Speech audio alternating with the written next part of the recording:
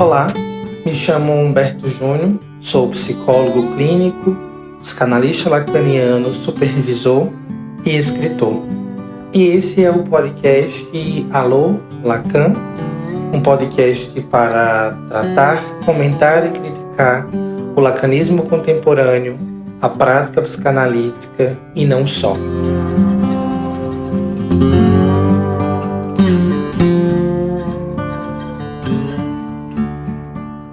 Luiz, é um prazer ter você aqui. Você já sabe, muita gente já sabe também que eu vivo falando de você, da sua importância e da importância da sua presença no meu percurso até chegar até aqui, né, no percurso em psicanálise. Você esteve no início e temos caminhado juntos desde então.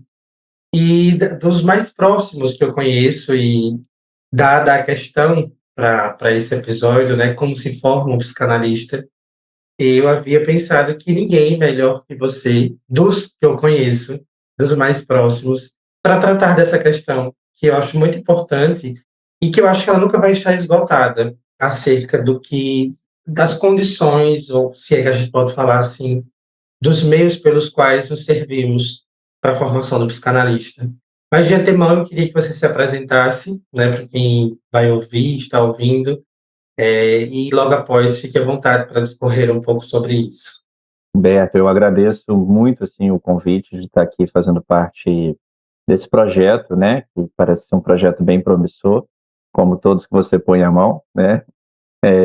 Fico muito feliz assim, de ser lembrado por você e lembrado de uma forma com carinho assim, por ter feito parte aí desse início. E, de fato, assim, eu acho que desde esse início a gente acabou criando um vínculo que vem se mantendo, né, e enfim, você vem participando de atividades junto à escola, né, de psicanálise, vem sempre contribuindo, as pessoas gostam dos seus encontros, dos grupos que você conduz, e eu fico muito feliz em poder fazer um pouquinho, assim, parte disso, né. Bom, para quem não me conhece, né, meu nome é Luiz Pierrot, eu sou psicanalista, formação base em História, não que isso importe para a formação do analista, né, já começando por aí, mas já estou há algum tempo aí nesse percurso. Alguns anos atrás iniciei o curso de formação, ofertando o curso de formação em um grupo de estudos. Você teve a oportunidade de fazer parte, eu tive a oportunidade de contar com você também fazendo parte. E é isso, eu acho que assim, não dá para resumir muito a trajetória de um analista em uma apresentação, né? Porque ela está sempre inacabada. Mas já que você colocou essa pergunta aqui, Humberto, assim, como se forma um analista, e aí assim, eu vou entrar em associação livre, né? Você pode me cortar quando necessário, mas eu acho que a formação do analista ela passa por muitos lugares, mas você tem um dos lugares que ela não passa é pela academia. O que é um ponto assim controverso, ainda mais hoje que a gente tem graduação em psicanálise, né?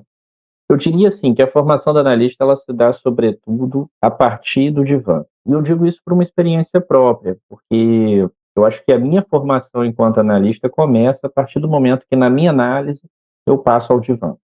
Não é um percurso muito lógico, pelo contrário, né? Acho que é um percurso que passa assim por um outro lugar, que não tem nada de cronológico e de lógico. Acho que talvez assim delimitar um início, um meio e um fim de uma formação em psicanálise seja completamente impossível, até porque o momento que a gente se autoriza analista e o momento que a gente se autoriza a iniciar nossos atendimentos clínicos, ele não é o fim. Eu diria até que ele está muito mais para o início do que para o fim, né? E é uma formação assim que está sempre inacabada, que está sempre sendo muito custosa, porque a gente paga o tempo todo para se formar analista e nunca se forma. Então, dentre tantos pagamentos que a gente faz, e eu não estou falando aqui de dinheiro, estão, por exemplo, a nossa própria análise. Então, a gente paga sentindo na pele, né? E crescendo cada vez mais. É impressionante como depois de cada sessão de análise, da minha análise pessoal, eu me sinto um analista mais formado, mas nunca totalmente formado. Então é uma coisa assim que não dá para renunciar tem muito analista que sustenta uma retórica assim de fim de análise, né? E bom, não sei se em algum momento eu vou passar a abraçar esse discurso, mas hoje eu não consigo me imaginar em fim de análise, porque a análise ela parece ser algo inesgotável, né? Então, eu já faço análise há quase 10 anos e eu escuto assim de algumas pessoas, né, que dizem assim: "Poxa, você vai toda semana e fala toda semana, e esses assuntos nunca acabam". Eu digo: "Não, nunca acabam", porque sempre tem uma nova forma de ver o mesmo assunto. Eu acho que essa é a beleza da psicanálise, né?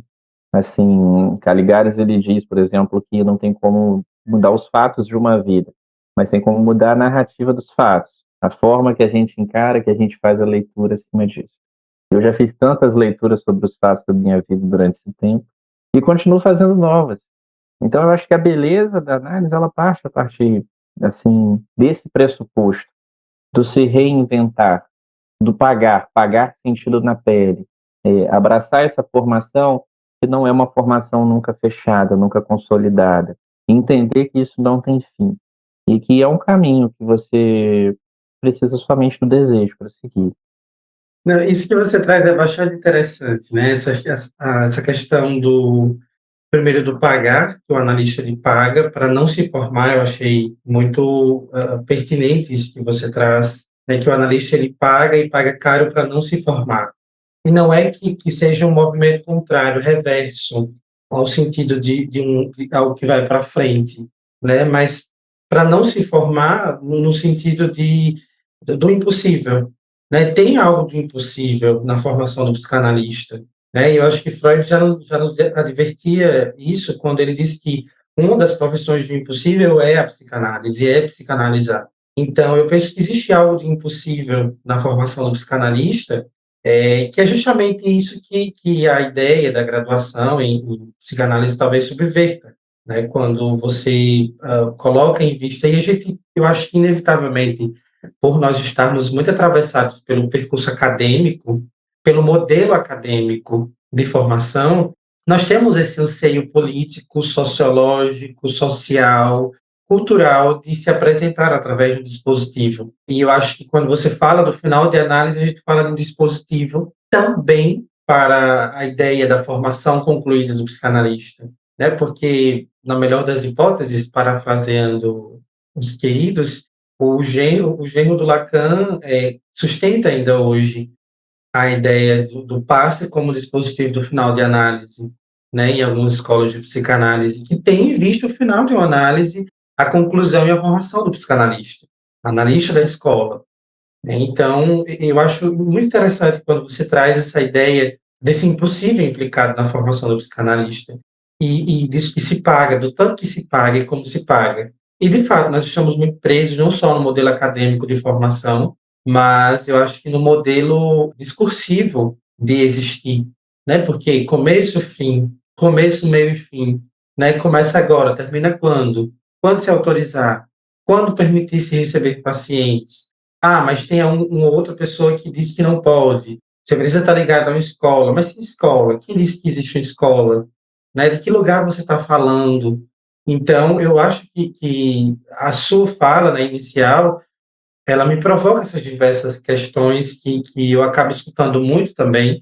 Ah, mas eu saí agora da faculdade de psicologia, que é o que muita gente escuta, né? No Brasil, principalmente, a gente tem essa grande massa de psicanalistas que vêm da formação em psicologia, e eu acho uma lindeza quando eu encontro um psicanalista, por exemplo, como você, que não vem da psicologia. Eu acho, acima de tudo, um ato de coragem, né? A ideia da prática da psicanálise leiga, porque eu acho que é uma tentativa exitória de subverter esse modelo que nós temos, né? E a psicanálise não segue modelos, né? Como você fala da sua experiência de análise, ir toda semana e falar e falar e falar. Acho que a experiência de análise é a subversão de um modelo já posto. O que é que você acha? Sim, exato, assim, eu acho que a sua fala é bem pontual, né, e se tem uma coisa que a psicanálise não é, é algo encapsulado. Não dá para encapsular a psicanálise dentro de um modelo de formação A, B ou C. Então, isso, assim, é até um contrassenso eu estar dizendo isso e oferecer um curso de formação em psicanálise. Mas tem um adendo. O curso que eu ofereço, ele tem uma palavra no fim que muda tudo. Curso de formação continuada em psicanálise. Porque eu acho que não dá para falar curso de formação em psicanálise. Independente da escola que ofereça, independente da faculdade que hoje oferece, você tem uma coisa que não dá para dizer que existe um curso, existe uma trajetória, existe um percurso onde eu inicio aqui e daqui a alguns anos eu vou ter um fim, eu vou ter um analista formado. E tem gente que não gosta desse discurso que eu estou defendendo, né? Porque a psicanálise, essa questão da regulamentação da psicanálise é uma grande discussão, né? Enfim, ao passo que você não regulamenta, você está abrindo ali ensejo para falcatruas, né? Para pessoas que vendem um curso de um fim de semana e diz que é analista, né? Enfim, e coisas do tipo, né? A gente começa a flertar com o coachismo barato, né? Mas talvez a regulamentação seria um ponto positivo nesse sentido. Mas, ao mesmo tempo, para se regulamentar, eu preciso encapsular, eu preciso colocar a psicanálise dentro de um regimento X. Seja uma graduação, seja um curso com pré-requisitos, enfim. A grande questão é que não dá, porque ela não foi criada a partir disso, né? O Freud dizia assim, que a psicanálise ela não pode, em hipótese alguma, ser tragada pela medicina. Ela deve ser um ofício exercido por todos que tenham desejo. Isso inclui literatos, filósofos, historiadores. A grande questão é a gente conseguir fazer essa separação. E aí existem muitas escolas tradicionais de psicanálise, né? Que eu não vou citar nomes aqui, mas que, apesar de defenderem essa liberdade da psicanálise, elas também vendem a psicanálise dessa mesma forma, né? Então, elas continuam ali vendendo uma formação que tem início, meio e fim, e mais do que isso, te obrigam a fazer análise com os analistas daquela escola, e aí a transferência passa longe, né? Porque, enfim, é um conceito tão importante e que nesse momento não entra em jogo. Geralmente essas formações são extremamente caras e muitas das vezes elas exigem que os alunos tenham formação acadêmica em psicologia ou medicina. E aí você para e pensa, poxa, né, mas calma aí, né? Que tipo de psicanálise é essa que está sendo vendida aqui? O que que difere essa formação em psicanálise de uma formação em psicanálise de um fim de semana? Porque, para mim, as duas estão no contrassenso. As duas estão num lugar que não é um lugar de uma formação em psicanálise, é um lugar de uma venda, de um comércio. E muitos alunos, às vezes, quando estão interessados em ingressarem na minha formação, eles me perguntam: depois de quanto tempo eu posso atender? Aí eu digo assim: bom, isso você que vai ter que responder. Porque não tem como eu dar essa resposta. É uma resposta que não depende de mim, depende de quem pergunta. Você sabe disso melhor do que ninguém. Daí, a gente está num caminho que não tem como precisar. Ah, são X meses, né? Não, tudo bem, você vai concluir o percurso, a jornada do curso, né? As etapas avaliativas e um tempo X. Agora, o tempo que você se autoriza a atender pode ser inferior ou superior ao tempo de conclusão de um curso. Eu acho que esse é o grande X, sabe? Assim, tirar a psicanálise desse modelo cartesiano, desse modelo academicista. Você bem disse, né? A gente está muito adaptado ao modelo acadêmico. E sim, porque o modelo acadêmico ele parece algo mais organizado, mais estruturado. E quando a gente se depara com uma formação em psicanálise que não tem início, meio e fim, a nossa neurose grita, né? Então é angustiante. Se formar analista, estar em formação em psicanálise é angustiante. É algo que a gente precisa sempre lidar. E isso é muito interessante, que você está dizendo, porque naquele rolê todo da graduação em psicanálise, do abaixo-assinado que as escolas fizeram, eu comentava com alguns pares mais íntimos, né? Nada publicamente para não ser apedrejado, não tenho estrutura para hater, mas eu comentava, né? Jamais as escolas de psicanálise iriam, ainda que entrassem num consenso, abrir mão da forma como se ganha a partir do que se prega de uma formação em psicanálise. Porque seria abrir mão do governo da sua escola para ceder a um conselho, ora criado, com um número bem mais reduzido e bem mais controlado, em que eu precisaria prestar contas do que se entra e do que sai. Porque no conselho se precisa. E se haveria uma graduação em psicanálise, eu precisaria de um conselho em psicanálise, onde, de certa forma, iria se reger, iria se fazer, desfazer, fiscalizar, né? E em dado momento, essa coisa não, a sua escola não legitima, a sua escola está errada, não, a escola de fulano não dá certo, isso e aquilo. Tem algo de um mercenarismo nesse mecanismo de funcionamento interno de cada escola. E aqui eu não estou dizendo que as Uhum. escolas são mercenárias, né? Para para que isso não seja pego ao pé da letra. Mas o funcionamento, porque você falou do Freud, né, que a psicanálise não deveria ser tragada pela medicina. O Lacan diz uma coisa muito interessante no Triunfo da Religião, na Carta aos Católicos, quando ele escreve, e diz o seguinte: quem vai acabar com a psicanálise é vocês. Não é ninguém de fora que vai apedrejar a psicanálise, é vocês que vão acabar com ela. Né? Então, de fato, a psicanálise ela está, poderíamos dizer, nas nossas mãos, no sentido de o que é que eu vou fazer com ela? É um instrumento, é um estandarte que eu vou usar para construir, reconstruir alguma coisa ou para destruir, né? E de fato, a gente não precisa, não pode nem deve apagar os absurdos que a gente vê, né? As redes sociais estão aí para legitimar cada vez mais isso do que se vende, os cursos, as formações de psicanálise que não se lê Freud. Como assim? Não, vamos ler tal coisa, vamos ler os comentadores. Eu lembro que no início da proposta do curso que você oferece, estava lá a tabela, né, o cronograma, para se ler praticamente a obra completa do Freud. Né, e a partir disso poder ir avançando na proposta. Eu vejo como uma proposta, né? Você fala quanto tempo se conclui, quanto tempo se forma, quando você topar essa proposta e fazer e levar ela a cabo. Então, eu acho que tem muita coisa em jogo quando também a gente fala acho que academizar a psicanálise, de colocá-la no modelo acadêmico, né? Porque um abaixo-assinado com 100 escolas, 100 assinaturas, para não legitimar, para não academizar a psicanálise, né? Cada um iria abrir mão do seu governo particular. Isso é muito interessante, esse contrassenso que você coloca, né? Enquanto se fala, né, em psicanálise, existe muito mais crítica do que uma contribuição para o meio, por assim dizer. Eu ouvi isso esses dias de uma colega. A gente vê muitas farpas na rede social. Ah, porque você é melhor, porque você não é, porque isso, porque aquilo, que você oferece não é bom e tá, e vai uma coisa e outra. Mas o que é que você que está criticando está ofertando como contribuição para o meio psicanalítico? Né? Tudo bem, é legal apontar, fiscalizar, dizer que isso aqui não é psicanálise, isso aqui é psicanálise, mas você, o que é que você está contribuindo?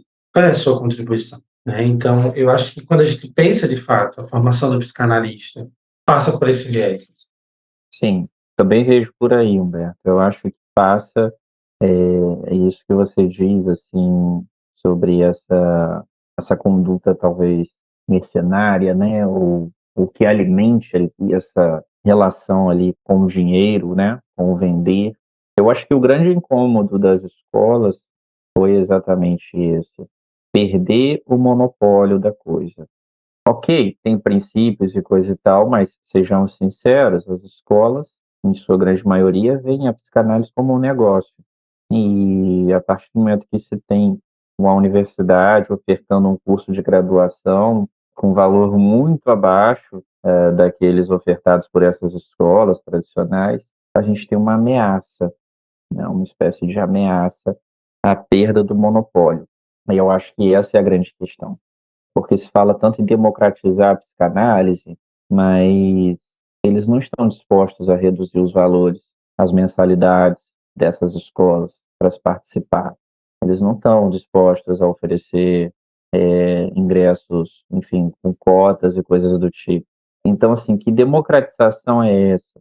Parece que há uma espécie de culto ou de manutenção da psicanálise somente para as elites e eles alimentam isso, assim, de certa forma. Então, assim, eu não estou dizendo aqui que eu apoio uma formação pela via da graduação. Não, eu não concordo com isso. Mas eu estou me posicionando em relação aqui ao burburinho e a todo o transtorno que essa história criou no nosso meio, né? E parece que, para mim, pelo menos, o grande incômodo por parte dessas escolas foi esse. Não foi que a psicanálise estava sendo vilipendiada e coisa e tal, em sua essência, seus princípios, mas porque eles estavam vendo ali o capital sendo ameaçado. E eu acho que dá para fazer até uma paráfrase da frase da citação que você fez do Freud, né? A psicanálise não pode ser tragada pela medicina, mas pode ser tragada pelo capitalismo, né? Pelo funcionamento do capital, esse movimento interno, né? O quanto se paga por uma análise, mas o quanto se paga por uma formação em psicanálise. E aí entra, eu acho que essa lógica mercadológica que a gente combate tanto dentro da formação em psicanálise. Como é que eu vou tornar social o acesso a uma psicanálise se para o meu ingresso e permanência no campo psicanalítico não existe um contexto social? Para que, por exemplo, eu cobre a você um valor de sessão para um trabalho de análise, esse valor ele precisa estar à altura de onde eu estou inserido. Porque, ora, se eu cobro um valor irrisório, e eu vou falar dessa polêmica também de não ter um valor em psicanálise, né? Ou de negociar valores, eu estou inserido num contexto, e se esse contexto ele é elitizado, né, ele passa pelo viés, Humberto, mas o dinheiro é uma metáfora, e esse é o discurso, né? O dinheiro é uma metáfora, isso é sintoma, leva para a tua análise. Eu tenho um horror a essa frase, né? Leva para a tua análise esse discurso que você tem, né? Quando na verdade nem tudo é uma questão de análise. A gente fala de uma psicanálise para todos ou para não todos, e a gente joga na vala comum aquela ideia de que a psicanálise não é para todos. E a gente deixa de lado a ideia de que há uma existência quase que foracluída de pessoas que precisam e querem ter acesso a uma psicanálise, mas não podem ter, porque não podem pagar por ela. Ah, mas dinheiro é sintoma. Também, mas não só. Né? Eu acho que a gente está no Setembro Amarelo e chegando ao final do Setembro Amarelo, eu escutei esses dias de alguns colegas. Não é possível pensar em saúde mental com um prato vazio, sem comida na mesa, sem uma mínima condição de seguridade social. Então, não é possível pensar uma psicanálise para todos se onde o psicanalista está inserido, ele não tem condições de socializar esse atendimento para todos por conta das condições de cobrança de onde ele está inserido. Sabe que é uma lógica dentro do marketing tem essa proposta, né? Uma lógica hierárquica de mercado, né? Onde se parte do grande para o menor. Então, é uma coisa que vai degrau a degrau. Nós estamos aqui, mas para estar aqui eu preciso estar custeando uma plataforma, um trabalho que está por trás, e de onde vem esse dinheiro? Então, eu acho que pensar a formação do psicanalista é também problematizar esses pontos, que parece que são velados, né, na psicanálise. Não se pode falar de certas coisas, porque senão você acaba sendo vítima, né, cancelado, essa coisa toda das redes sociais. Mas esse é um ponto muito pertinente que você traz, desse contexto da escola, da instituição. E sim, eu também não vejo sentido na graduação em psicanálise, por exemplo. Qual o sentido disso? Mas, em contrapartida, eu acho que há uma problematização. E não é uma problematização vazia, onde a gente vai criticar fulano, cicrano, escola A, B, C, D, E, F, G, e não vai contribuir para o campo. Mas qual a saída frente a tudo isso? O que fazer, Luiz? Bom, como eu disse aqui desde o início, né, eu acho que toda formação em psicanálise começa pela análise. Então, se você está buscando o caminho oposto, começar a estudar psicanálise para depois buscar análise, eu não sei se é um caminho muito coerente, sabe? Até porque tem aquela coisa da dor, né? Do sofrimento, assim. Eu acho muito difícil que a gente consiga formar um bom analista que não tenha sofrido. Eu não sei se alguém se forma analista sem sofrer. Inclusive, assim, isso é uma grande questão, né? porque, bom, tem pessoas muito capacitadas, muito focadas, muito estudiosas, muito dedicadas, e quando eu digo isso, né, parece que eu estou menosprezando essas pessoas simplesmente porque elas não sofreram.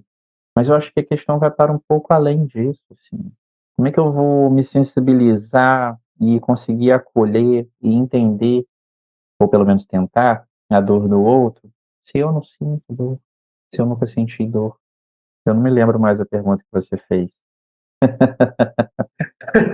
Mas você respondeu sem lembrar, né? Acho que esse ponto da análise pessoal, acho que é um lugar onde se parte numa saída, se parte se cindindo, né? Em dado momento prescinde disto, né? E quando eu digo partir, como lugar de partida mesmo, como um lugar de partida, também se separando dessa ideia de que é necessário também se esvaziar de um tanto quanto de si mesmo para poder ocupar um lugar vazio enquanto analista, né? Para poder ocupar esse lugar que você coloca, onde, por mais que a dor do outro seja parecida com a minha, não é a minha.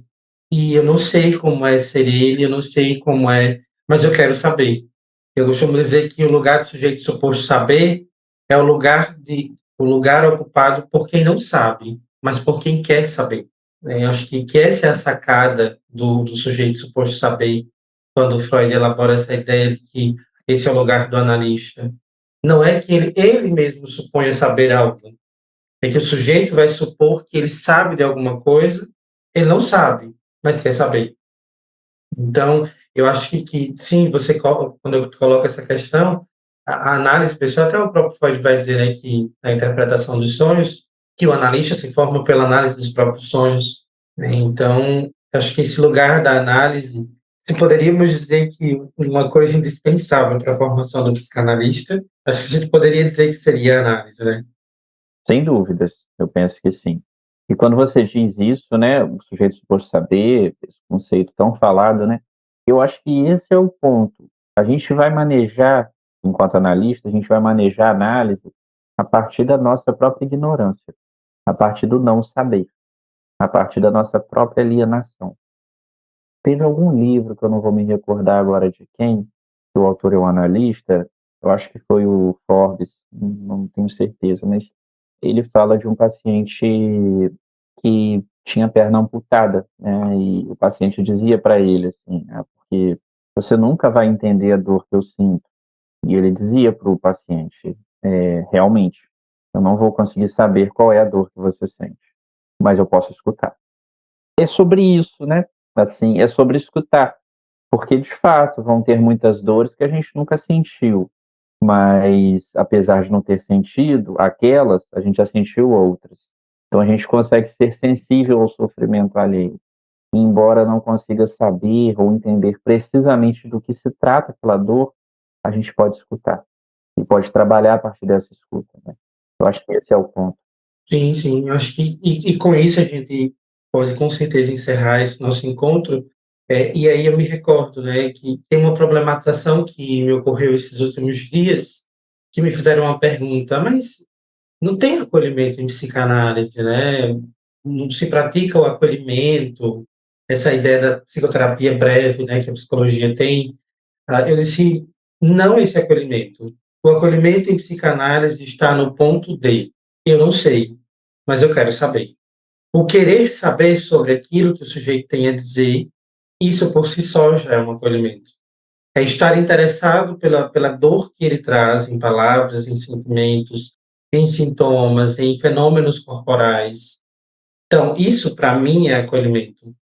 Não esse acolhimento rogeriano, por exemplo, em que eu abraço, em que você vai ser o centro, não isso, fenomenológico, existencial, não é isso, não.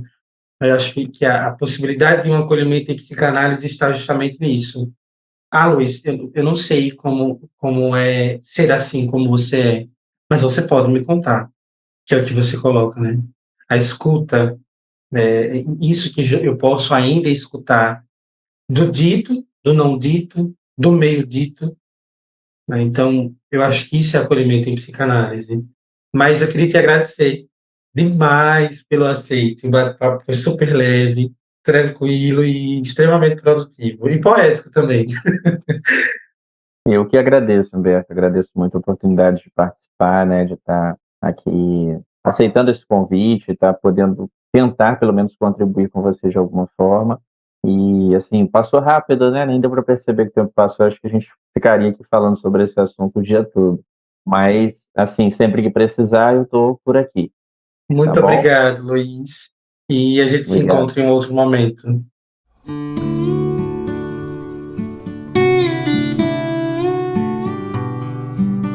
Aproveitar a finalização de mais esse episódio e, além de agradecer a todas as pessoas que estão ouvindo, curtindo a proposta, mandar um abraço também para Robinson, Gabriel Aires, Vitória Maracajá, Juliana Almeida e Marília Gomes, que interagiram no último episódio aqui gravado.